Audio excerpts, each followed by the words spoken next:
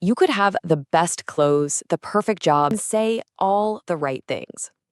But if you get this one tiny thing wrong, this one nonverbal signal, you'll find that people just never seem to fully respect you. Today, we are diving deep into the unspoken language that really dictates social power. I mean, really think about that for a second. Your words, they're just a tiny piece of the puzzle. What if the real key to unlocking respect, to building that charisma, and even creating attraction, what if it's all hidden in how you use your eyes? Let's crack open the playbook that honestly, 99% of people will go their entire lives without ever knowing.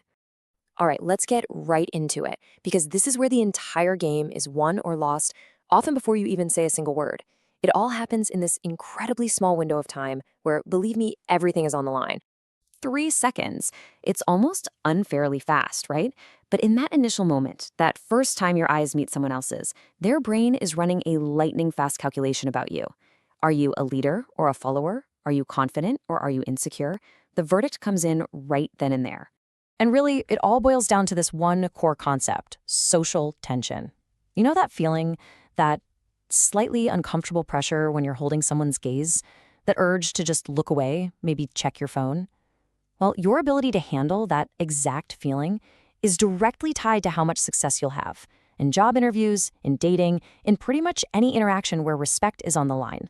Okay, so knowing that this tension is the whole game, what's the single biggest mistake that almost everybody makes? It's something people do completely unconsciously, and it just screams weakness.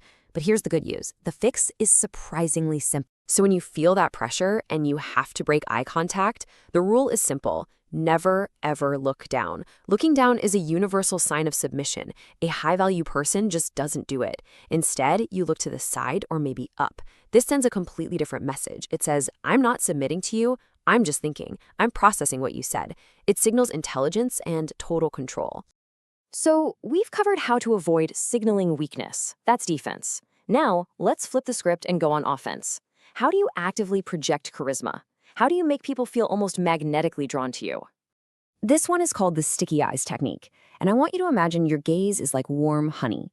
You see, most people, when a conversation is over, they're so desperate to relieve that social tension that their eyes just dart away instantly. You're going to do the exact opposite. What this does to the other person's brain is just incredible. By holding that gaze for just one extra beat, it makes them feel important. It makes them feel heard, like they were genuinely interesting to you. It just radiates warmth and confidence. But, and this is so important, you have to be careful. 1 extra second is charismatic. 5 extra seconds? That's creepy. We are walking a very, very fine line here.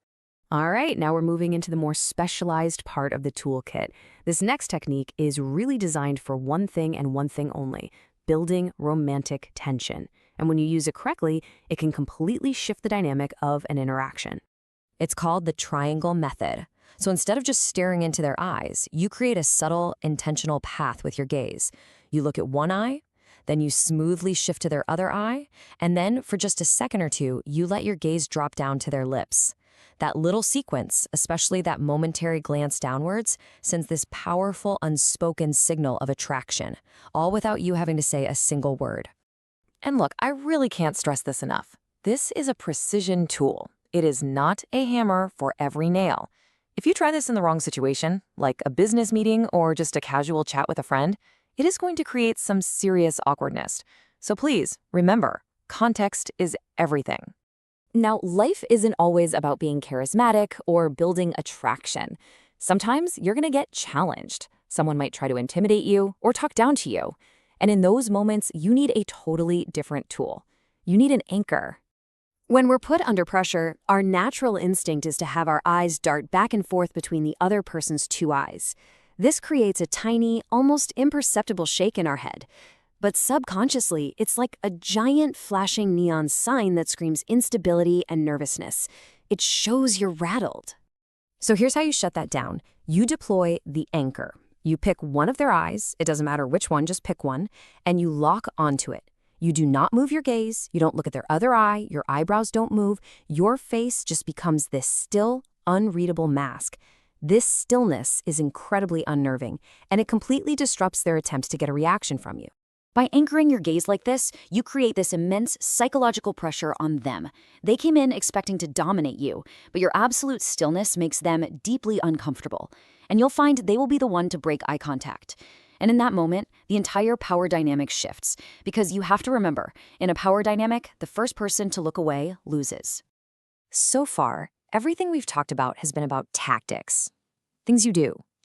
This final level, this is about who you are.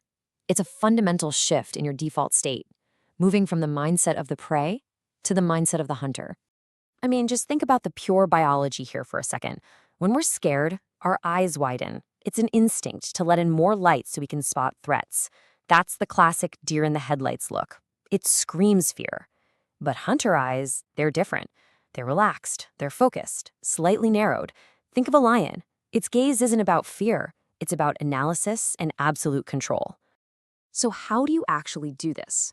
Well, it's a very subtle physical adjustment. This is not about squinting aggressively.